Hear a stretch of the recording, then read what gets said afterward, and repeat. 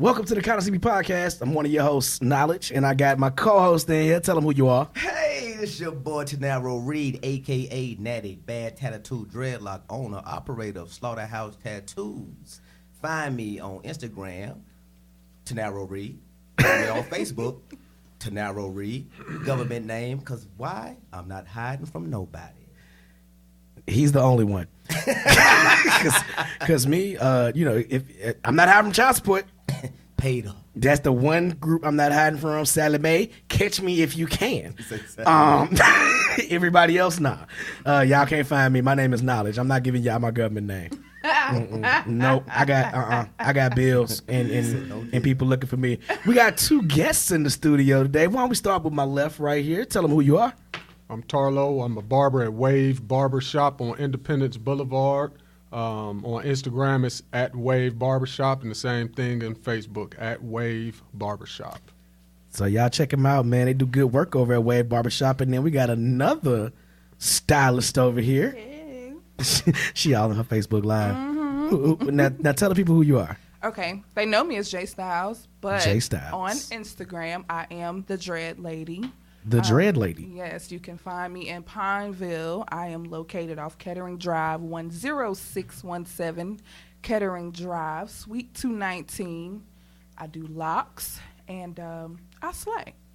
Okay, all right. Simple as that. Simple as that. Today's episode is actually going to be entitled Style Kings and Slay Queens. Hey, so, the 15 minutes of funk, we're going to talk about the importance of black beauty professionals in our community.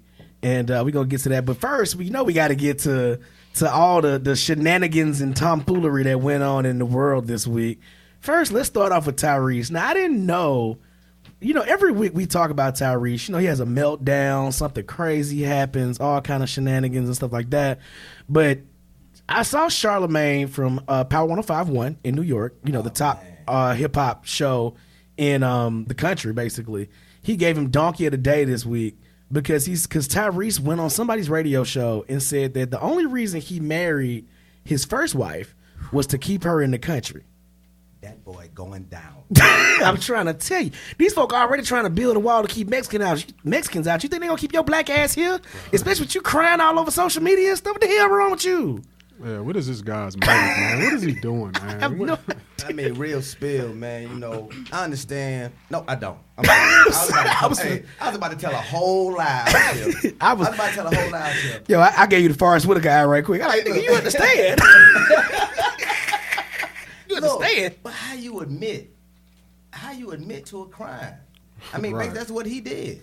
These young boys out here be admitting to felonies all on Facebook and social media and all kind of stuff. I mean, but Black Ty, you from Watts, bruh. Come on, man. You should know better, man. You was Jody. Come on, man. I think he done mixed up his personal life with Jody's life. Right. I think that's Jody easy type for that shit to happen with them celebrities, though.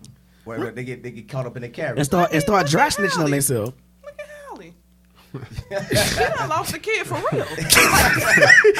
Losing Isaiah. Hey, but Tyrese ain't been Jody for quite a while. Tyrese ain't been, and Hallie ain't been losing Isaiah.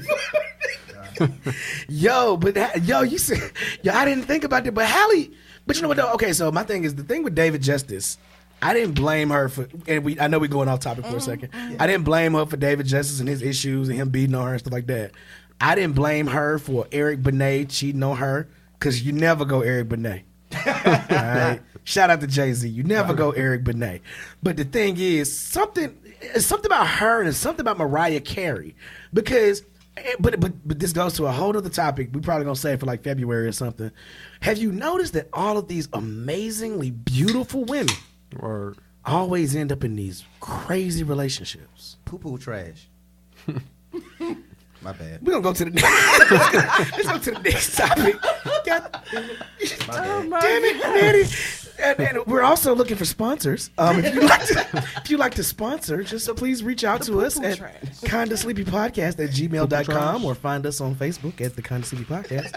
Anyway, and if your poo-poo is trash, please don't email us. Now, next topic. If you look on our Facebook page, we got a video of this lady who, if you guys don't know, that down in Florida, there was a guy who was running around being a serial killer. He was out here killing folk. His name wasn't George Zimmerman, by the way, who I think is still alive. Although he shouldn't be. Whack it. Please, somebody. What? Look, all them goons down there in Florida. What my Haitians at? What is those at? What is those at? I'm trying to tell you. Please, somebody go see about George Zimmerman. Anyway, but it was this. They were doing a press conference to announce catching this serial killer, and this lady gets up there. She starts doing sign language, which really I didn't know whether she was doing sign language or she was a folk at a party. I thought she was Miller Hey, Rocket. she was throwing up gang signs. She definitely was throwing her set up. whooping. She was whooping. I'm trying to tell you, she was Millie Rocky on any block. I'm trying to tell you. I thought she was doing a praise dance quietly. Like I didn't know what was going on. Yo, was she not feeling them words? I'm trying to tell you. She was saying. I'm petty, and I was sober. I was sober when I did this. I just want y'all to know I was sober. I had not smoked anything. I had not drank any alcohol. Word. But when I took the video and I put it on mute, and I put Melodies from Heaven behind it. Oh my God. Melodies from Heaven. I think that's what she was listening. I'm telling you. It was wild. It was wild. But see, the thing is, in college, I used to watch Scooby Doo on mute. I ain't gonna tell y'all why. I know why. Hey. I mean, Scooby and Shaggy. Hey, I'm finna start doing it at the Boondocks. Watching it on mute. at a certain level of inebriation. But you missed the message in the Boondock. There was a message. You're right, but I got all the messages. That's why we stay woke around here, but we kind of sleep. So, let's move on to the next. Y'all president out here messing up the whole world, messing up the entire globe. He has declared Jerusalem to be the capital of Israel. Now, I don't really know how this works. Like, now, if I come to your house and declare your living room my bedroom, are you gonna recognize that? No. Like, nigga, you ain't sleeping in here. Right, exactly. So how you just gonna declare a city in a whole nother country on the other side of the planet, they capital? You ain't checked in with nobody. Exactly. This is just what y'all about to do. You ain't called they OGs, no nothing. You know what I'm saying? You ain't. Where Netanyahu at? Didn't they have a prime minister named Netanyahu? Where he at? Call they OG. Who brought you in, homie? Right. Like, I'm just trying to figure out. Who gave you the opportunity to write receipts out? Right, exactly. But then the thing is, now Palestine is going crazy. All the Palestinians are going crazy, which they have a right to, because that's a holy city for a lot of those guys. Right. And so that was always neutral territory. So this dude just went in there and just created a whole bunch of chaos. That's what he's known for. But that's y'all president, though. Yeah, the shenanigans just don't stop with this guy, man. Sometimes every day is something new, bro. I just feel like I'm in a 4-year cartoon, man. We are. I feel like I'm in a 4-year long Tom and Jerry cartoon. And the 4 years just started. Just started. I'm like, man, how is this happening? Like, you know what? I ain't gonna even. Let's take one step further, though. Cause y'all know me. We've talked about this on the show before. My home state is Alabama. Hey. Before we get into this though, so Tolo, yo, how do you feel about the National College Football Playoffs? How do you feel about how everything shook out? Because I know you're an Ohio State fan. I'm a diehard Ohio State fan. I'm from Cleveland, Ohio. I represent to the fullest. But Cleveland? I'm from Cleveland. From man. Well, 216, the 216, baby. Yeah, we do stuff. Yeah, that's bad. Shit, that's bad. So does Birmingham. That's true. Hey, but that's bad when that's the first thing you think of when you think of Cleveland. Damn, first Birmingham 48. and Charlotte. We all messed up in the game, ain't it? Like, what's happening here? Hey, but you know what though? I'm glad we all made it out. Right. Glad we here. But just to take a segue to sports, tell me how you feel about the college football playoffs and Ohio State's chances and stuff like that. Yo, being honest with you, I really felt like they didn't deserve to get in this year, because last year I didn't think they deserved to get in, and it showed. You know what I'm saying? We got in there and we got ramrodded by Clemson, and it just showed that we weren't supposed to be in there. And I think this year, even though we won the Big Ten championship, Yep. we beat Michigan. We beat Penn State, but all of those wins were by very close margins. You know what I'm saying? They were very close games. We didn't blow any of those teams out, and then we lost the 2 games. So I didn't think we deserved to be in there. That bad loss to Iowa really is what I think knocked y'all out. But my thing is, being a Bama fan, I'm one of the more reasonable Bama fans. The way we played against Auburn, and I said this on Facebook, and anybody can check my receipts. I said on Facebook that the way we played against Auburn, to me, we didn't deserve to be there playing like that. Playing like that. I didn't say that we didn't, like, our resume got us there. But if we played like we played against Auburn, we definitely didn't deserve to be in anybody's national championship.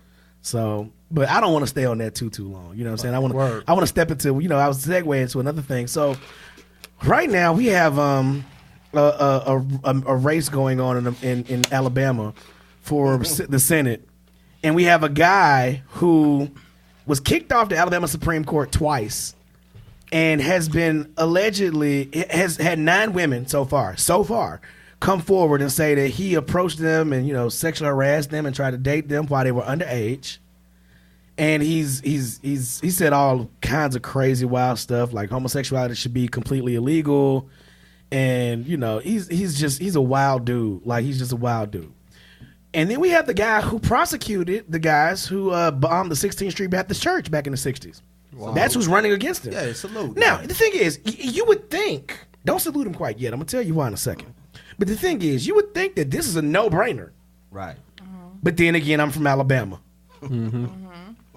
This dude right now, Mr. Pervert, Mr. White R. Kelly, is literally kind of in the lead right now. Wow. Yeah, definitely.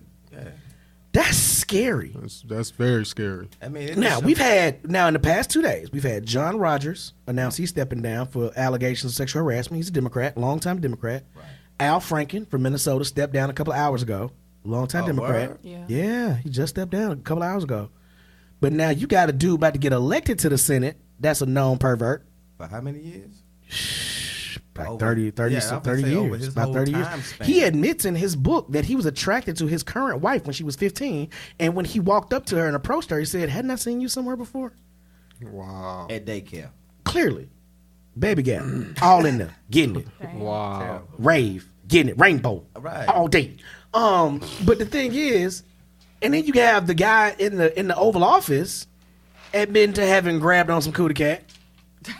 So is it only Democrats that are allowed to have to atone for their sins? The only ones that, because think about it, man. Like, we saw, like, President Obama and his wife. President Obama was called a tar baby by Republicans. They prayed for his death. People hung him in effigies and burned pictures of him and stuff like that. And nobody ever had to apologize. Kathy Griffin had to apologize. She a D-list celebrity. She had to apologize for taking a picture with a fake head of Donald Trump. And then all these other people are held to a higher standard than some of these Republicans. I don't get it. I do not understand. I mean, you have to look at it at the end of the day. The people that are backing them. I mean, who are mostly Republican? People with the bread. It's dollars and cents. And that's all the thing it is, man. And that's basically what it boils down to. I think my mic kind of low, though. Am I talking sexy? You getting your sexy talk on? Hello? Yeah. There we go. I turned you up a little bit. They turned me down, y'all. Turn him up. Turn him up in the mic. When I made that poo-poo statement, they turned me down. So now let's talk a little bit more about this race. So the guy that I just told you about that prosecuted the guys that bombed that church, 16th Street Baptist Church, legendary church, cornerstone of the civil rights movement. A lot of our forefathers and elders and warriors walked through those halls. Right. This guy, he sends out a campaign mailer with a black guy on it. And the black guy is giving like the ultimate side eye. He hitting y'all with the strong side eye, right? And he says, the caption is, if a black man had been accused of sexually, touching on girls, but I don't know the complete verbiage, but had been accused of the same things as Roy Moore, would he have a chance even at this? Now, my thing is, black people know this. We already understand that we playing on two different fields. We already understand that we playing on two different levels. So why is it that, you have to pander to us like that. You know, he got the gospel music ads and everything like that. Bro, I'm so you value the Democratic Party is trash. Let's just be honest, man.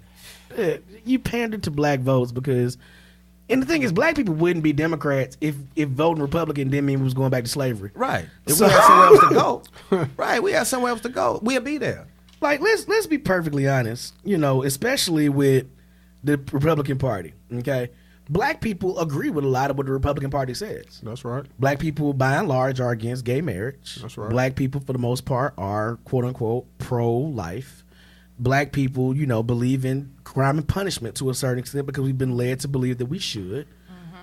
You know, but for the most part, at the same time, we don't believe in the racism of the Republican Party. Who don't? Who don't? I mean, I just look at the people that's in the Republican Party. None of them look like me. True. I mean, the closest I got to the Republican Party was Jay-Z's song with Nas. Black Republic. That's the closest I got to it. You know, and at the end of the day, you have to understand that whenever you have people that you are not associated with, that you can't identify with, and at the same time, we might speak the same things. We might have the same views, but we might not, like you said before, might not have the same verbiage. If the Republican Party was not racist, black people would be Republicans. It's a hot take. But if the Republican Party was not racist, black people would be Republicans by and large. Period. That's just what I believe.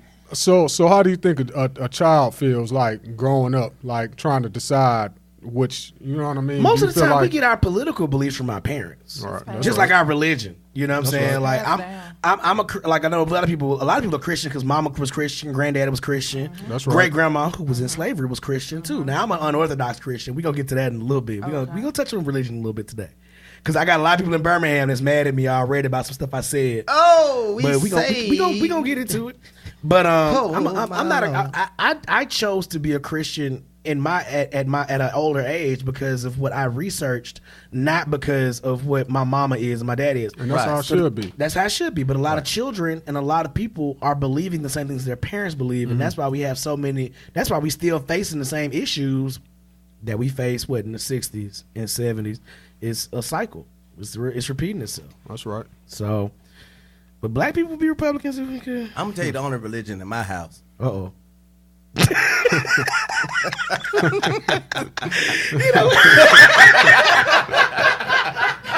know what? Never mind. Go say it. Go say it. The number one. I'm just saying. I am God in my house. I'm telling you, because you can look. You do something wrong, you can pray to whoever. Right. I'm getting that ass. Right. I'm getting that ass. Ain't nobody finna come down here and save you from daddy. That's it. From that whole entire ass. The whole entire ass. I'm God in my house. That's it. Hallelujah. Welcome to Nattyology. Nattyology. That's what we gonna call it. We gonna start you keep playing. We can start a religion called Nattyology if you want. You know what? Let's not even start talking about that because we been did that actually in real life. Fuck around and get bombed. They think we a cult. So, all right. Now, since we got on the topic of religion, I know a lot of people have been waiting on me to speak on this back home in Birmingham. And I see y'all, how y'all doing. I've already gotten inboxes about it on my phone. So there's a very popular pastor in Birmingham who decided to wear a T-shirt and take a picture of it that said "Saved AF." AF. Saved AF. What's the first thing that comes to your mind when you see that? Saved as fuck. Okay, got it right. But now the thing is, you ask me. What's the first thing that comes to your mind? Saved a fidget. Because nobody thinks about fidgets. Nah, but for real, that's fuck. Yeah, okay. So that's the first thing that comes to mind, right? Well, a fidget is a female midget. In case you didn't know. Damn, that's deep. Yeah, that's not that little toy. The fidget spinners. The fidget spinners. Yeah, I got a fidget spinner. And that's how you do a female midget. Okay, you spin it. I'm friends with a female midget. Don't do this. Because next time I see him, I'm got your ass. We'll talk about this. Anyway, so the thing is, all right, so if you look at the bottom of the shirt, it says "Saved AF," and then in parentheses it says "and favored." Right. Yeah. Now your face is the same face I made when I saw it. Here's the problem. So had it been an isolated incident, had this been the only thing that he'd done, I probably would have been like, Bro, that's whack. Don't do that. Right. But the thing is, this particular pastor in Birmingham courts controversy on the regular. He put a billboard up above a very popular strip club in Birmingham that, you know, I guess he was talking about being bare before Christ and all that, and it said, "Strip for me." What? Exactly. Oh my God. You see how you respond, Oh right? my God. Okay. So there's another incident where he had, now this I was not mad at. I was actually impressed by it because I thought it would bring a certain demographic in. He had a certain Sunday called Jordans for Jesus, Dig it. where everybody was supposed to wear Jordans. Yeah, so now they my were- thing is, some people, you know, probably can't afford Jordans like that. I understand how it would be seen as elitist by some people, but some of the sneakerheads like myself, you know, we would probably go to church and rock our J's. Right, You you know what I'm feel saying? more It's comfortable. It's Yeah. another way to connect with people. I'm Right. not mad at that. So were they donating J's to folks too? Or But now I don't know. But see, that'd be a good place for the cat who sell the Jordans out the trunk. oh, he can Quietly, come- you got a point. He can come Here's up. the thing. And my thing is, here's my thing though. What I would do personally Right. is that I would take up, if I was going to do Jordans for Jesus for a whole month, Right. I would take up a collection that whole month, Bingo. and I would pick like 30 kids, and I would connect with a shoe store and be like, "I'm gonna get y'all J's because your parents can't afford them." Yeah, no, and let the Because the glass thing is, pot speak for it. that's a social. Because the thing is, that's a social status thing. You know what I'm saying? The kids always want them J's. You know, I knew my parents wouldn't buy me J's, so when I got older to buy my own J's, I was like, I'm going Jordan crazy. Going crazy. And so the thing is, these kids, you know, kids get picked on for not having J's in some places. And so I would probably have done something like that. Okay, but then this pastor also, he made a post on Facebook that said, I'm about to get a house. You know, I'm paraphrasing. I'm about to get a house. When you walk out, when you leave, you're gonna feel sick. I'm gonna call it a make you sick house. It's gonna be big and this, that, and stuff. That what It was he kind said? of braggadocious. It was The kind of pastor braggadocious. said that? The pastor said that. Pastor gonna get robbed. That's my first inclination. Word. I'm trying to do that. Wait, we're not gonna get into my proclivities. Yeah, right. But here's my thing: if it was just an isolated incident, Right. and me being a preacher's kid and being a amateur biblical scholar, the first thing that I thought about was, see. do not conform to the world, but be ye transformed by the renewing of your mind. Number one, that's the first thing that came to my mind. Preach. I'm not gonna sit here and put on a shirt that says "Saved AF," knowing what the connotation is gonna be. Now, some people are like, you know, that might bring some people into the church. No, them ain't the people you want in the church. Well, they're the you do people want you those want in people. the I'm just saying, church. But it's Yeah, going to okay, have I'm the just- opposite my thing. effect. It It's might going to have the turn away opposite some effect. people, Right. and it's gonna make people laugh at you. Right. I didn't see that as something that made me. I'm gonna go to his church, man. Yeah, I mean, you trying to elevate. You're gonna be in, like, my thing is, and I'm not perfect. I don't expect my pastor to be perfect. Right. But what I don't want you to do is be alluding to cuss words in the pulpit. Right. You know, it's about elevation. It's not about relation. I mean, Right. you know what I mean? It's Exactly. about elevating me from where I'm at. If I'm at a point in my life to where I feel like, you know what, where I'm at right, I might be cool, but I know it's something bigger and better for me. And if I'm coming to you, Right. and I'm looking at you as an individual who can help me get past that hump, you know what, I don't need you to relate to where I'm at. I need you to guide me to and where I'm direct me to going. where I need to go. Right. So, Right. yeah, so saved AF. Right. That's not necessarily where I'm trying to go. I mean, you know. That's keeping me to be perfectly honest. It's pandering to the lowest common denominator. Right. And if you're trying to elevate me to a higher level, Right. then you don't need to be keeping me in that place. Right. Now, what was said was that he was supporting one of his former parishioners, one of his former church members, Right. who started a T-shirt company, right? Dig it. But my thing is, if I brought this to my pastor or my friends in ministry, because I do have friends in ministry. Right. I got a friend right now who's doing some amazing ministry work in Georgia. I got a friend that's doing some amazing ministry work in Louisiana, and I love them. But if I went to them and said, "Hey man, I want to do a shirt that says Saved AF," they would be like, "Wait a minute, bro. Maybe we should find another way to do this, Right.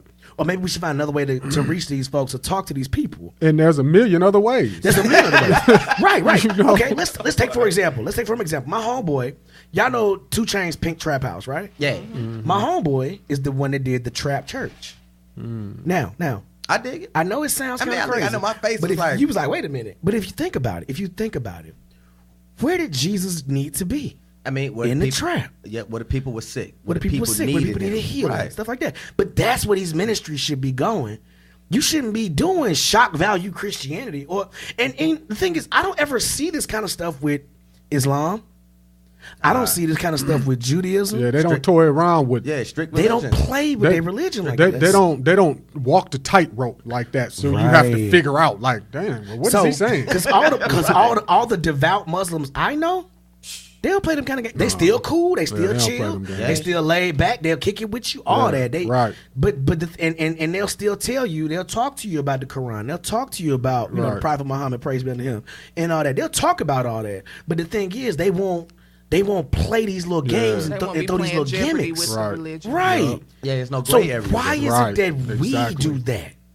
And my thing is, I'm not going to assume you guys' religion, but at the same time, why is it that Christians seem to be playing with God, whereas everybody else is believing in God? Because matter of fact, we'll take the round table. Because I don't want to monopolize the conversation, so we'll go clockwise. Let's go this way. Why do you think that is, man? Well, I think one of the biggest things is that a lot of churches are in it for the wrong reasons, and I think a lot of churches would do anything to get members. And so whether it's being hip hop or whether it's saved AF or no matter what it is, if it's drawing members into their church and gonna eventually put more money into the church, I think that churches are conforming to the world, and I think that's the biggest motive, in my opinion. Right. Dig it. Right. I'm just gonna agree with him and pass this mic to Natty.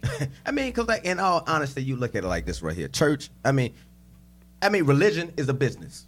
It's a business. Church is a business. Because people go to school for theology. Yep. You know what I mean? Yep. Divinity, all that. Yep. And at the end of the day, and like the brother said, it comes down to your numbers. Come down to your members. You have church business and the business of the church. You feel me? And at the end of the day, some people do not have the spiritual aspect of the church at hand. It's not about transcending from where you're at right here to guiding you somewhere else. It gets to a point to where it's like, where them bucks at? Where them dollars at? Where them dollars at? And that's what it basically boils down to. The money and the power. And money and the power. And it's sad, and that's why like a lot of people, they gravitate towards being more spiritual, and they're gravitating away from the church once they figure out, what, this building, these people, this pastor is not feeding me. Right. So how can I keep constantly sitting here and hear what you're giving me, and I know it's not taking me where I need to go? Exactly. And that's what it boils down to. And me personally, I ain't gonna lie. I do go to church. I go to Bedside Baptist. I hang over the edge of the bed and say my prayers and cut the TV off. Gotcha. Let's move on to something a little more ridiculous. So in Atlanta, there's this beautiful anchor woman in Atlanta named Sharon Reed. Hey, look, what's her last name? Reed. What's her last name? Reed. What's her last name? Reed. Nigga. Hey. It's spelled different. That's my aunt. Anyway, so she got called the N-word via email when they was talking about the recent mayoral election in Atlanta, and she clapped back so professionally. Boy, that clap on the newscast that I had to. I want to let y'all hear it first before we talk about it, because it was absolutely beautiful. It was so classy. Yeah, it was so classy. It's That's wonderful. how we do. I'm telling you. Let me turn this up right quick. I want y'all to hear this. Look, then when she said, is an issue in this election. Yeah, I'm going to hold it because I think there's some confusion. Can you guys hear behind the this? scenes. Yeah, we good. A woman by the name of Kathy Ray emailed me. We're going to put that email on the screen, and then I'll comment after it. But I think it's fair for people to see what she wrote and get my response. I'll leave it at that. She's so fine. what? That's so They got the email You on need the to be screen. fired for the race-baiting comment you made tonight. It's okay for blacks to discuss certain subjects, but not whites. And then it goes on. Let's pull up the rest of it. She said, let's pull up the rest of it now. Bring the receipts Okay, out. so, really? You are what I call a... Now, she tried to write the N-word, but she spelled it. I wish we would just put it on the screen. It's after 9 o'clock at night. People have the right to see it. She wrote Niger, not a black person. You are a racist, Niger. You are what's wrong with the world. And so I would say to Kathy a couple of things. Number one, you mischaracterized what I said. I didn't say that white people couldn't talk about race. Quite the contrary. We think that race is an authentic discussion to have. It's one we're having tonight because it's one many of you are talking about at home, and it's one that has clearly entered the Atlanta mayor's race. And that's why behind the scenes, my colleagues and I, white and black, we decided, hey, let's go for it, right? Because we do try to keep it real here, and I think we do a very good job of it. So I think when arguing with somebody, you have to be careful not to mischaracterize their viewpoint. So I won't mischaracterize This is the your sexiest view clapback either, ever. Kathy Ray. I get it. I On friended her on December Instagram. 5th, 2017, you think it's okay to call this journalist This a journalist. nigger. I don't. I'm gonna But I could clap back and say a few things to you. But instead, I'll let your words, Kathy Ray, speak for themselves. Black queen. And that'll be the last word. Black queen. Kathy Ray. Kathy Ray. Look. But put you, an address if you on saw it. her hands were like, Yeah. I'll let your Juicy. words. Kathy I was Ray. waiting for the clap. Kathy Ray. Ray. That you feel 67. on December 5th, 2017, that it's okay to call this black journalist a nigga. A nigga. Look, Make this work, but what was so boo-boo. funny to me, she was like, cause she spelled it wrong. She said Niger. You call her a Niger? Right. Right. Right. That's a country. But see, exactly. But that's what that's why I chimed in. I'm like, look, she funny and petty. She like she didn't spell it right. Oh my man, I died. I fell in love at that point. Look here, I friended her on Instagram. I jumped in that DM quick. How you doing? Like, we cousins. Wait, We got the same last name. When your family reunion? that's a pickup line, bro. I mean, we your family reunion. Cousin Lucky. Let's move on. I didn't want to Cousin play. Lucky. I'm glad your last name ain't Oberlord, like the woman in Texas. Ooh. Who that is? The one that they said was do you remember a couple weeks ago there was this real beautiful traffic reporter in Texas that this lady said, "Oh my God, the traffic lady out here in Dallas is so fat and yada yada yada." She was bad. I'm talking What's her about name again? Demetria Oberlord. I pull up on my Instagram. I'm about to do it right now. Oh my goodness. Overlock. I thought that was in Florida. She's so fine. Woo. You said Oberlock, that's in Florida. She fine in real life. Hey, don't do it. Like you know what? If I wasn't spoken for, I would risk it all. If I wasn't spoken for. If I was not spoken for, hold on, let me show you a picture. Yep, that's She do right. traffic well. I'm about to wreck my shit right now. I'm in a wreck. Let's move on. So we got a video on the page of Escape singing Christmas carols. I ain't gonna do my baby Candy like that. No. Candy sounded horrible. Man, no. It was the background. She was good and terrible. It was the background. She was good and terrible. You ain't gonna do my baby Candy like that. Her teeth was She white. shouldn't have been doing herself like that. She sounded awful. Look, Bruh. I'm not finna She look. sounded like she had like all the nasal drip in the world, bro. Okay, you didn't put your hands on the table. I feel like I'm gonna catch these hands. Let's move on. Hey, look, hey, you can do my baby Candy like that. Atlanta, speaking of Atlanta, because that was the second story we had out of Atlanta, but this is the third one. Atlanta has a new mayor. Hey. Her name is Keisha. What's her name? No, Keisha. Right? Hey, shout out to Keisha Bottoms.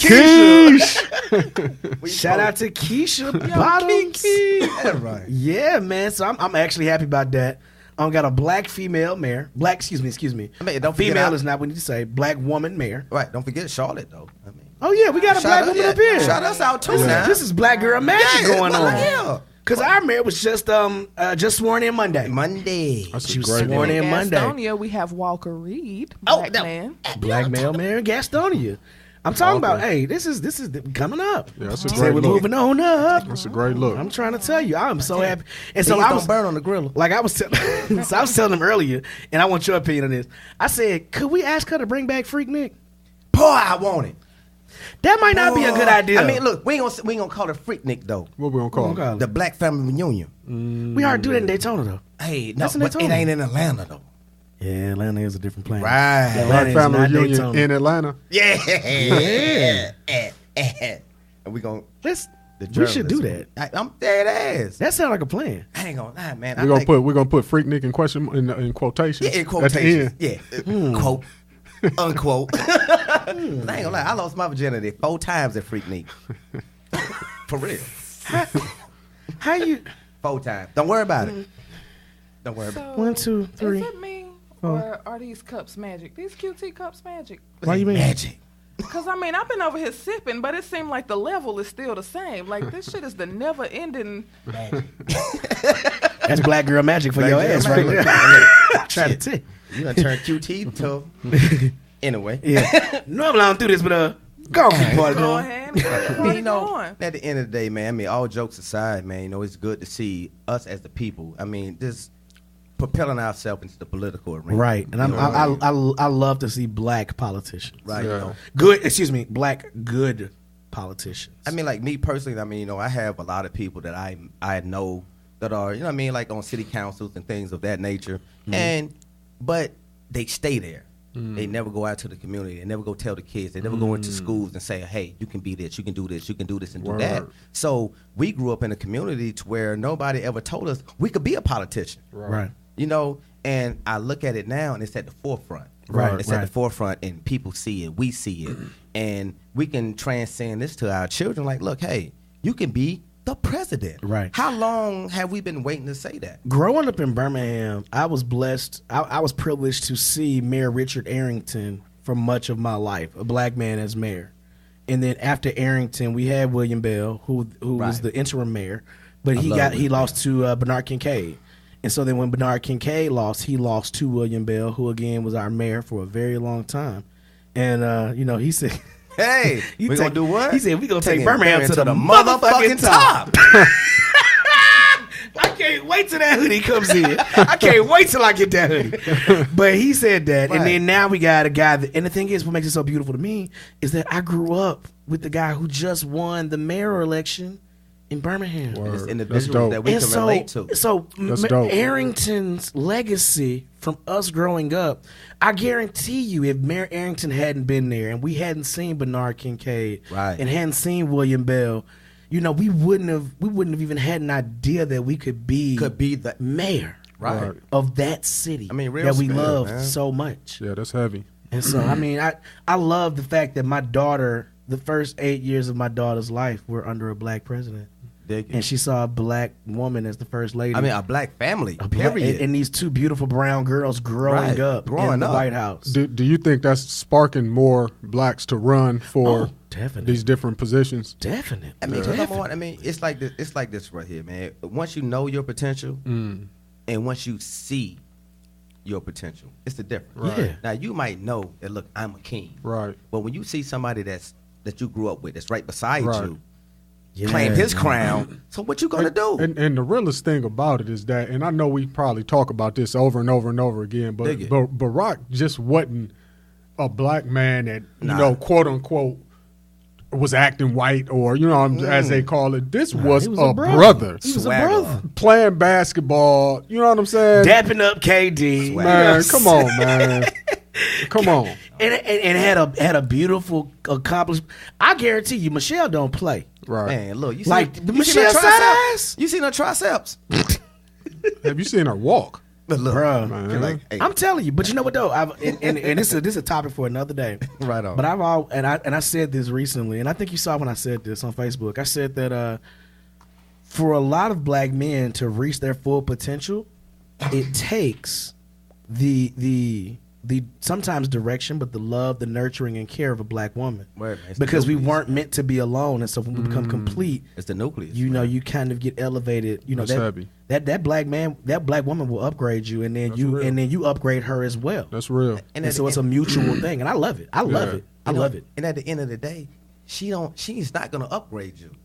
She's not. I mean, hold on, watch me. She's not gonna upgrade. She gonna make you upgrade yourself. She gonna bring out. She gonna make you appreciate what She gonna make you right. step up to the plate and Right. be better than who you thought you Right. Because you don't want anything less than her sitting That's on right. her throne. That's So right. you know Absolutely. what? Let me get my shit together. That's right. She Right. gonna bring Let out what's me- already yeah. in you. Right. Hey, look, I know my credit score at a 430. Let me get this at least to a 550. You know what I mean? I know I've been driving with no license for Let me get 5 this thing- years. let me get this Let me thing get my right. license Man, back. hey, stop! Yeah. Hey, man, why you got to put my business in the street? Like, I'm You just ain't, saying. you ain't get your government. You ain't get your government. They don't know. I'm just saying, dog. Like, I'm come just on, man. saying. I'm trying to elevate myself. She Man, make- I'm working. On, she make- I'm trying. I'm I'm talking trying. look, man. I got it. I'm gone. I mean, real spill though. No, but that's real though. That's real. That's when real. When you find a real one, you ain't got no choice but to step up. But you got to to step level up. You ain't got no choice. You either step up or step off, and they gonna make you do it. You gonna fuck around and be sad and sing it and be Drake. I'm talking about what I do. Nothing. Cups of X. Nothing. That's why I left. Bitches in my own. Stop, man. I should call one and go home. Anyway, so let's move on a little bit more to a little bit more elevation. Colin Kaepernick won the Muhammad Ali Award, Legacy Award for his activism. It was presented to him by Beyonce, and I feel like, you know what? I feel like at that point, first of all, if Beyonce ever presents me with an award, I'm sorry, Jay. I'm shooting my shot. If she presents you with anything, probably. If she presents me with a handshake, I'm be like, so you happy? She followed me on Instagram. I'm gonna be for real. Yeah, I'm on the phone. Oh, you stupid. Not for real. If Beyonce present me with a handshake, I'm gonna go full T.I. Is you happy? That nigga say, is you happy? You gonna put it on your bid. I'm trying to tell you, T.I. done messed up grammar for a whole generation. Let me ask you a question. Is you happy? Is you happy, T? That's a hashtag. You know all them big ass words that said, is you happy? It does sound cool though. It do sound cool. Like, I'm gonna start asking women, is you happy? The only thing he was doing, trying to influctuate her interpersonal. He was trying to fumigate the bowels of his wisdom upon you, Gentiles and Israelites in unsuppressed membranes. Excuse me, nucleuses. Man, don't do tip, man. Hey man, look, don't do tip, man. Tip is the dictionary tip for the hood, man. I love dictionary. Tip. I ain't gonna lie. Every time I hear T.I. interview, I be on Google like, what the hell he just say? Anti-disestablishment. That don't even mean that, T.I. But it's a big word. I dig it. I'm gonna put that motherfucker in my. Last but not least, man. Before we get to our 15 minutes of funk, we got to talk about this, and it really hurt me when it happened. Michael Slager is the dude that shot Walter Scott in the back 8 times, and he got sentenced today to 19 to 24 years behind bars. And so I said that's justice, kinda. Kinda, I agree. The reason I say kinda, because at least he got prosecuted this time. That's right. But the thing is, the fact that I feel like at least he got prosecuted is even an acceptable answer lets me know how far we have to go. That it hurt me to watch that man get shot in the back. Now, I get it. You know, people was like, well, he shouldn't have ran. Man, Bruh, even in the old West, they didn't shoot you in the back if you was a horse thief, dog. Like that's some coward stuff. There's bro. no way to justify any Shooting a parts man of in the that, back. man. There's no way to justify that. It's 2 things I don't respect. And when it comes to combat, I don't respect shooting a man in the back, and I don't respect punching a man in the back of his head when he got his back turned. And so the thing is, that's a coward move. That's what he did. He shot that man in the back because that man was scared. That man was behind on child support. And that goes to a whole nother thing about the way the child support system is set up and how these guys are doing time behind child support for some stuff that think about it. The man loses his job, gets behind on child support, you lock him up, and then he can't work, and so the child support don't stop. Right. It don't stop while you locked up. It continues to build Man, up. I got a homie, man. I want to bring him on so bad, but I really don't want to put his business out here. But he gets really passionate just talking about his struggle that he's had with the child support system and stuff like that. Because, I mean, he's had to fight so hard just for visitation and child support. And I understand that it's a lot of dudes out here ain't taking care of their business. You know what I'm saying? But the ones that are trying, the ones that really are legitimately trying and doing what they're supposed to do, they get punished as if they're not doing a thing. They get it the hardest. You know, and it sucks to not be able to see your baby, man. Like that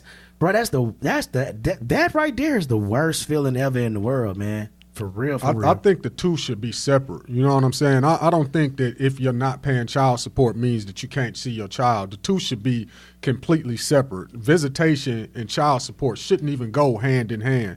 Because if I can't pay child support, but I want to spend time with my child, I should be able to do so. So I don't think that they should. Right. You know what I mean? Not all support is financial. Right. But that's a topic for a whole. That's a whole episode's worth of a topic. I think we're gonna do that for a whole episode. Hey, you see my motherfucking face, right? I was about to go the fuck in. But you ain't got to look. You ain't got to get your homeboy. Hey. See, the thing about it, man, everybody know me. I mean, I'm transparent with everything that I do. And my thing is this right here. Like I tell a lot of people, it's like this right here. Boom, you have a mother. All right, mother wakes kid up at 6 o'clock. Takes kid to daycare, takes kid to school. She get to school. She's at school to, 3 o'clock, 4 o'clock. Picks kid up at 5 o'clock. At home from 5 o'clock to 7 o'clock, 8 o'clock. You done spend 3 hours, wash kid, feed kid in the bed. 3 hours. Okay, cool. When my kids are with me, they're with me all day. Right. Washing, eating, feeding, making hot dogs, chopping hot dogs. I'm doing all of this. And my thing is right here, when it comes down to child support, if you look at the numbers, even when I go pay my child support online, they charge me $3.25 to pay child support. To pay it. You got to pay them to pay it. I got to pay child support to pay child support. So now, if you look at the millions of individuals on child support, they getting a cut. They getting the bag. They get the bag on the low. They get the bag on the low. But see, one thing that a lot of people have, it's sort of like a control issue. Right. It's like a puppet issue. Like, look, you paid that this week. So this is what I do. I pay it for a year. I'll let you fuck that bag up. You fuck that bag up in 6 months. I'll see you 6 months later. Right. Word. Yeah. That's how I do it. I ain't even mad at you. Out the way. So I had someone to comment and say child support is the modern day Willie Lynch system. That's what it is. Okay. Not right now. Not right now. Not right now. Okay. Not right now. He's about to get him started. We're going to get the bag up out. Look, he had to huff on that about to one. get him started. Nope. Let's go on and get into this 15 Look, he had minutes. to huff on that one. We got look. We're gonna spotlight. We're gonna spotlight this. We're gonna spotlight these beautiful motherfucking people we got on this panel. So let's go shift for a second, man. I love. love the conversation. We're gonna keep this going on another episode, so make sure y'all tune in for that one. But today's episode is called Style Kings and Slay Queens, and so we got two wonderful stylists in the building. Your finger. We got two wonderful stylists in the building. Shop owners, you know what I'm saying, that do that thing. We got the Wave Barbershop here. And what's the name of yours? I'm sorry. It's the Dread Lady Lock Loft. Oh, the Dread Lady Lock Loft. Lock Loft. And she keep y'all fresh and fly. So my thing is, and now the thing is, I love, we were talking about this earlier for just a second. And so before we get into what the barbershop means and what the salon means to our community, I want to know, what made you want to be a barber, Tolo? You know, growing up when I was a little boy, man, going into the barbershop, it was like the best thing to me, man. Yeah. The smell of the barbershop, the conversation in the barbershop, the camaraderie between the barbers, and most of all, getting a fresh cut, man. The way getting a fresh cut makes you feel. Yeah. You know what I'm saying? You just feel like you good to go when you leave out the shop. Whether you going on a date to hook up with some females or going to the mall, if you're just going home to see your mama, you know what I'm saying? You just feel good. Right. You know, it just makes you feel good about yourself. So I wanted to give other people that feeling. You know what I'm saying? And then when I found out that the barber business wasn't just a hustle or like a hip hop type of career, and it can really be professional business. That's what made me, you know what I'm saying, wanted to dig into it and make my business that sort of business. You know what I'm saying? So yeah. Well, I come from a family of barbers, and so I said eventually, once I get to the point where, I don't have to go punch a clock, I was going to go to cosmetology school, give me a barber license right quick, you know what I'm saying? I'm right work at your shop. Right quick. It's going to take me about a year or so, but I'm going to do it, though. I'm going to do it. So tell me, what made you want to be a loctician? Okay, so my Dread story lady is a little different. I was not aspiring to be a stylist at all. I started out going to give him the phone. I was filming myself. Look, I didn't know what he was doing. He was dancing. He was Millie rocking. He was doing the Millie rock. He was Millie rocking over Millie there. rocking, y'all. Okay. So you weren't aspiring to be a loctician? That was not my thing. I actually started out in nursing school. Oh, wow. Okay. And my first year in school, I ended up getting pregnant. So here I am, 19 years old, out on my own, trying to do this nursing thing, which I still was not quite sure if that's what I wanted to do with myself either. Right. I just wanted to please my family at that point. Gotcha. it's just so funny how it all worked out because I always wanted locks. Of course, when I saw Lauryn Hill, that was just everything for me. I was 15 years old. Thing I've ever known. But you know, of course, growing up in the black household at that point, my mom wasn't hearing that shit. Her thing to me was, as long as you in my house and I'm paying for you to get your hair done, you getting your hair done the way I want you to. Right. So when you can get out on your own, make your own rules. Yeah, and that's exactly what it was. You make your own rules, then you can do whatever you want to with your hair. So of course, the moment I got out on my own, I whacked all my hair off. And this was the first time I think I ever heard. Did you did you go Eve brush cut or did you go like Sinead O'Connor? Eve. I had like little connected dots. Okay, so you had like coils and stuff. Okay, so you had like coils. Right. Right. But I don't even know. It was like, I don't even know if I want to call it coils. Like, they was connected dots. They was really dots. You know what I mean? You was at Kodak Black. It was like old girl. Man, whatever. It was like old girl off Floetry when Floetry first came out. Okay. The flow assist, not the songstress. Right. Yeah. Right. They so dope. So I didn't know that I was going to have, I didn't know anything about going natural. I just knew what I wanted. Right. And at the end of the day, that's just the type of person I've always been. I don't always know what the outcome is going to be, but if I want it, I'll take that leap. So long story short, let's fast forward back to the school thing. So in college, I started the locks. I started doing my own locks. That led to people stopping me, wanting to know who did my hair, to them wanting me to do their hair. And of course, I wasn't trying to hear that, but I mean, like I say, money. Just to make a long story short, ramen noodles ain't cheap. Single mother. I ended up losing a job. Now when you broke. When I lost my job, it went to, me doing it as a hustle. I did look at it as a hustle. That's what I was doing. I had them moving like I was selling Big Macs out the kitchen, in and out, sun up to sundown. That's all I was doing.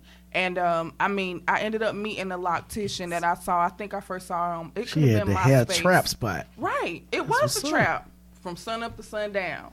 And you up early with the fiends. One thing that she told me that transformed my way of thinking about this business was you treat it like a career and not a hustle. That's right. So when she told me that, it's like it made me look at the way that I was doing my time management.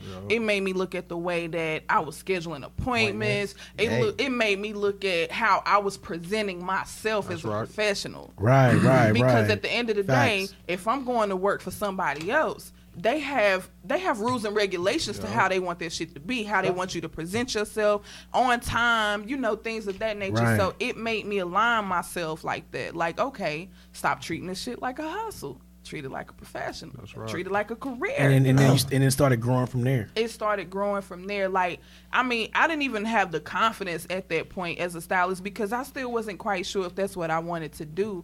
It's kind of like this field chose me. I was trying to get away from it. Because everybody can't do it. Right. I was trying to get away from it. And it was pulling me in. See, here's the thing. This is one thing I like to say. I say everybody can't be a stylist. Everybody can't be a barber. You know what I'm saying? Because what about a tattoo artist? Everybody definitely can't be a tattoo artist. You give me a tattoo good, and I'm be like, so you got a stencil or some shit? It ain't about me. Yeah. But no, the thing is, okay, so and how I always looked at the barber when I was younger is that, and Tolo the coolest man in the room, right? Right. Tolo cool as hell. You got to be cool to be a barber. You can't be a barber and be, some simp. Right. You got to be cool to be a barber. Dude. And so everybody, I couldn't be no barber. I'd be like, so you want that on the wall? Right. You want that picture? You want a number one? You want a number one? I like the little joint. Right. So you want me to do that? I don't know if I can blend you right, but I got you though. Yeah. If I can't do it, I get him to finish. Right. We work it out. Exactly. You know what I'm saying? You got to be cool to be a barber. So the thing is, look, I'm not that cool. I'm a journalist and a poet. That's it. I'm cool enough to write poetry because you can be a nerd and do that shit. I'm a nerd. So, but how long you been doing this, Tolo? You know what? I've been cutting hair professionally for about 10 years, but I've been cutting hair for like 25 years. Wow. Growing up, I was what they call a basement barber. Yeah. So whenever you had like school pictures. there it is. Yeah, there I it is. know. But I was for real with mine. Yeah. I had a barber chair in my basement. Wow. I had the lights around the joint. I had Put the around cape. your neck. I Yeah. had the mirror set up. I had everything. I had my garage set up like a barbershop, like Word. real rap when I was like 15 years old. Word. Until my mother came home one day and the garage was loaded. Niggas was everywhere. Cats was drinking beers. She said, Tarlo, Get these niggas out my this house. is the last day for this barbershop. And so I literally moved out because of that. You know what I'm saying? And get these kept it niggas moving out my somewhere house. else. So yeah, man, I've been cutting for a long time. My mother bought me my first pair of clippers when I was 13. And man, that's deep, man. Yup. And I've been That's- getting it in ever That's since. real. How long you been doing this? I've been doing locks now for 10 years, professionally 6. I started out as a kitchen loctician. There it is. That's what they call it. I mean, like I said, man, Fuck they. fuck they. Fuck they. Fuck that. Well, I was a kitchen loctician. That's how That's I how it started starts. out. You know what? But I cut my locks off 11 years ago, 11 years almost ago? to the day. Oh, you should've seen Almost the to the picture. day. he Did I show told you me the he had picture? them joints. I didn't show you Nah, the he ain't show picture. me the picture. Yeah, but continue your story. I'm gonna show you the picture. I mean, yeah. So, like I said, it's been 10 years since I've been doing locks, and I mean, the thing about it is like, it's like being in this type of business, whether you're a barber or a stylist. I'm realizing like you have to keep educating yourself in a way of growing your business. This That's is a right. business that constantly is evolving. It's That's right. becoming. Oh wow. Man, how old are you? 15 on that picture? I was Yeah, you 22. look very young in that picture. Damn. I was 22 When on did that you picture. swell up? You start eating fucking spinach? This nigga over here looking like Pop out of Sailor Man. Shit. I mean, I got all off track. Man, for real. All right. Anyway, let's damn it. Okay, So but we were yeah, we were talking earlier. No, fuck that. You don't get to finish. so we were talking earlier, and you know, one thing about the barbershop is it's a cornerstone of the community to a certain extent. Right. You know what I'm saying? Word. And so, you know, we were talking about how getting your first big boy haircut when you was a kid. You had to sit on that little bench. Yeah. Sit down in how the it seat. was how it was a kind of a rite of passage. So tell me, does that go the same for women? You know, because I know we talked about that a little bit. You know, is it your first hairstyle that you pay for, or is it the first time you're able to get a perm, or is it the first time you're able to, you know, shave the side of your head and dye like Rihanna, or what? you know, I really honestly think it's different for whatever that female feels like is the moment that her mom's allows her to step into what she feels her identity is. Okay. For me, it was the doobie wrap. Yo, Doobie. Yeah. The Mom doobie. Deuce let me finally get that doobie That because you know doobie. at first she was like, "Nah, that look too grown." Too grown, yeah. But when she let me get Mom that let you get motherfucking the doobie doobie. wrap, It was on and popping. it was couldn't tell it was me shit. literally a rap. It was a It rap. was a rap. I was in 9th grade. Got that I was doobie. going to school, go straight to the bathroom, put the little eyeliner and shit on. You couldn't tell me that I was a on and grown popping. woman. You hear Hey, me? when she let you get color? Oh man, When she moved out. nah, yeah, That's a different story. fine, Yeah, when you get your hair colored, I mean, yeah. when moms let me get color, like let's put it this way, with weave, yeah, but to permanently do it to my own hair, Okay. I had to be a grown woman to Right. do it myself. But she wouldn't allow me to just, yeah, it was a lot of shit she wasn't going for. So we know, like being men, you know, we understand that, you know, the barbershop for us. I've always said the barbershop is the black man's country club. Man, look here. Because, you know, I've been around these corporate guys, and they talk about the country club where they go, they relax, they sit in the sauna, they talk, they have some drinks or something like that. So, Tolo, I mean, what kind of atmosphere? I know, because I've been to the shop. I come to the shop like, once a week maybe, Yeah, you know what I'm that's saying? Because, you know, I ain't got no hair on top, but, you know, I like to have I just shaved my beard, but I like to have everything, you know, nice and neat because I'd be Yeah. too lazy to do it at the house. That's right. You know, I use a straight razor, but I'm lazy. All right, I'm not gonna lie to you. I would rather leave that to professionals. I like you know. That's why I'm going through no shave December. Fuck it. I mean, I'm just saying because I was a little bit too tipsy. I came in the house. I want to edge my beard up. I cut it too short. You be all right. I So feel you good can now. come up. You can fix them. You can fix that. I can get 'em right You can get now. them right I now. can get you right. All right. Give me 30 days. Get my life back. 30 days, 30 no days. shame, no November, December. Yeah, I would have right here by my eyebrow. But the thing is, so what kind of atmosphere do you go for in your shop? These days in barbershops, man, you got people trying to like create this like super like bougie professional atmosphere, which I don't knock. You know what I'm saying? I think that's great. And because my vision for my barbershop has always been one that's, more professional, where you don't come in there and it smells like weed. You don't come in there and respect the house. And the barbers is cussing. You don't come in there and cats doing shady stuff back in the side room. You know what I'm saying? Right. Because that actually can mess with your livelihood. Absolutely. You know what I mean? It's business, man. Absolutely. And that's one of the false things that people see about a barbershop. You know what I'm saying? Mothers don't like taking their child to the barbershop because of that. She'll cut their own hair. She'll cut their hair because she has that view of how barbershops are. You know what I'm saying? Because that's how they work. My son, mama cut the corner smooth off his head a couple months ago, and I was like, baby, just damn it. Right. Ooh. But it was because she didn't have a barbershop down that she was comfortable taking them to. Right. So yeah, you're right. You're absolutely right. So the atmosphere I want to create is kind of like in between like a super professional, like uptight barbershop and like one of the old school barbershops, because I want my spot to be professional. I want it to always be smelling nice. I want it to be, you know what I'm saying, somewhere presentable for any walk of life to come in there, any race, any, you know what I'm saying, no matter how old you are. So, I want to always have, pleasant music playing, not like super jazzy or anything, but no cussing. No, you got a decent mix of music in there, man. Everybody can relate. I done heard some Mobb Deep in there before. I done heard some Nas in there. So you just kind of have to pick your spots. You know what I'm saying? Cussing is off limits for me though. You know what I'm saying? No videos playing. No, you know what I'm saying? I want it to be, even if I am playing rap. You know what I'm saying? Because you got kids coming in there. Exactly. And that's the big thing. Exactly. Right. And you don't want to offend anybody. You know what I'm saying? Even if it's not a kid. It might be a pastor. You know what I'm saying? A pastor might come into the barbershop and not want to go into a shop. What if he saved as fuck? No.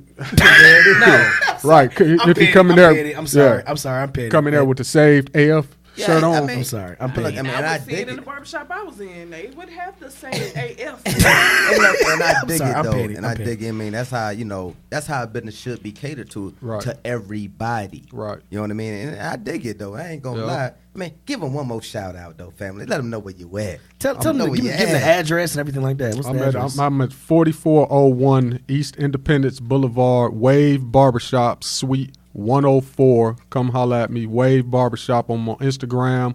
It's Wave Barbershop. Facebook, Wave Barbershop. Is that by the CarMax?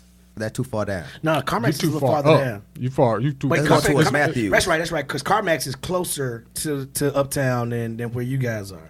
Right? Well, CarMax is further up Matthews. Dude, yeah. Okay, I'm closer. I'm closer to Matthews. I'm right across the street from the new Walmart.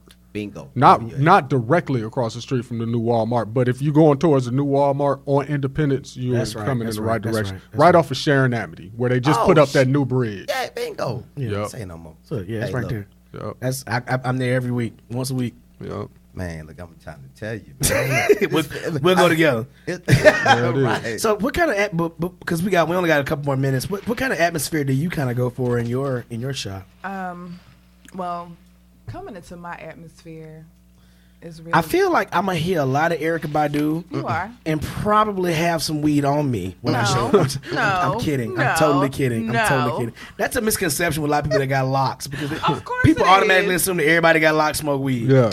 Now about 96% of people that smoke weed got 95% of people that wear locks. I stopped yesterday. Most people that I know that have locks, that don't have locks, I know smoke weed, and a lot of them don't. I'm convinced that at least 60% of the whole planet smokes weed. That's what I was about to say. Most of the people I know smoke weed. Yeah. But that's but look. You smoke? So if you're looking to sponsor us, you can. You can find us at Kind of Sleepy, because we're going to get sleepy after we smoke.com. So tell us more about your atmosphere. Okay, that you have in your of shop. course I'm in the suite, so it's just me and I have an assistant. I I mean, my motto is before you even walk in the door, leave your problems at the door. I want that positivity flow to be real.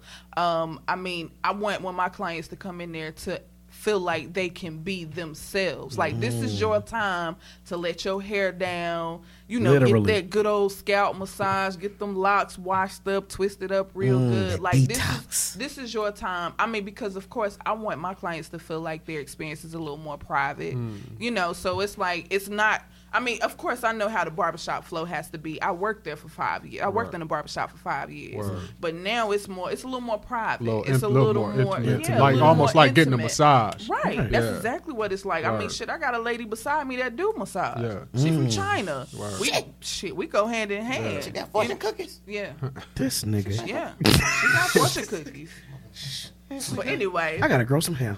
I mean, so of course the vibe, I want it to just be straight positivity. Like, this is your time to just come here and do exactly what it is that you want to do. Take a break from the world and pamper yourself. You know what I mean? Have your time to talk about what it is that you want to talk about. I'm your counselor right now. You know what I mean? Whatever you need to talk about, I'm not biased. I'm going to give you my, my most honest input, because that's just the type of person that I am. I mean, and if it is other clients that is in the shop at the time, everybody coming from different walks of life, but it's like it's a respect thing when it comes to being in that shop. Like, I mean, anytime anybody leaves, the one thing that they can say, especially if that's their first time, I enjoyed the conversation, I enjoyed the vibe, and it's like I strive for that every day.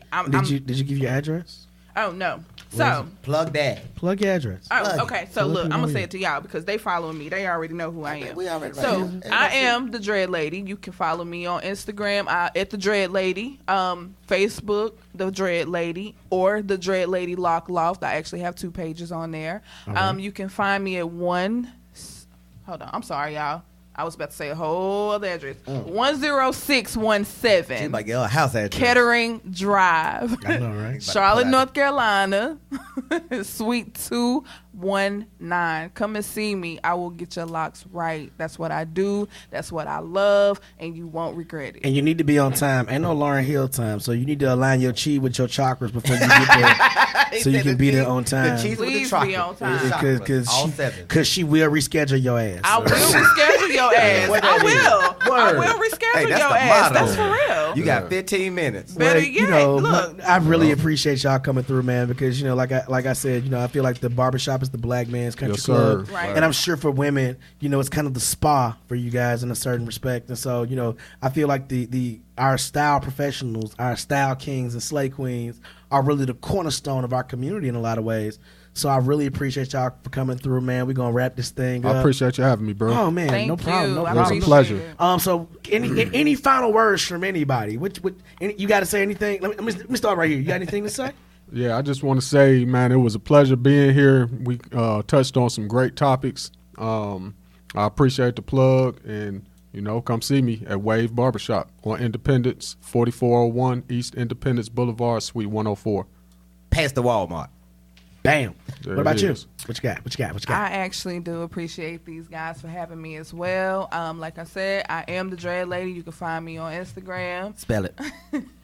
No, look, a lot of people ain't graduated high school. A lot of people don't know how to spell dread. Space DREADLADY. The Dread Lady. Because somebody would have missed that A in dread. Yeah. And the space. You're right, though. That's true. Yeah. But I do appreciate you guys for having me. No problem. And, oh my gosh, I would love to come back. Look. You can. Oh, this is on me right now? Yeah, what you got, Natty? I'm saved as fuck. Got to end it with that. Hey, man, I got nothing after that, man. We appreciate y'all for checking us out, man. Make sure you check us out on Facebook at the Kinda Sleepy Podcast. You can check us out on everywhere. We're on iTunes. We're on Stitcher. We're on our Facebook. The live goes up soon. We're gonna be on YouTube once we get out of connected. Starting in January, we're gonna be on iHeartRadio as well as Google Play, because I finally got that worked out. Dope. And also we're looking at sponsors coming up soon. If you got any questions, comments, thoughts for us, you can email us at kindasleepypodcast@gmail.com. That's kinda KINDA sleepy SLEEPY WEEPY podcast at gmail.com. You can hit us up anytime, day or night. I probably won't get back to you until the next day, though, because I got a lot of stuff going on. But we want to thank everybody for checking us out, and we'll catch y'all next time. Peace. We out.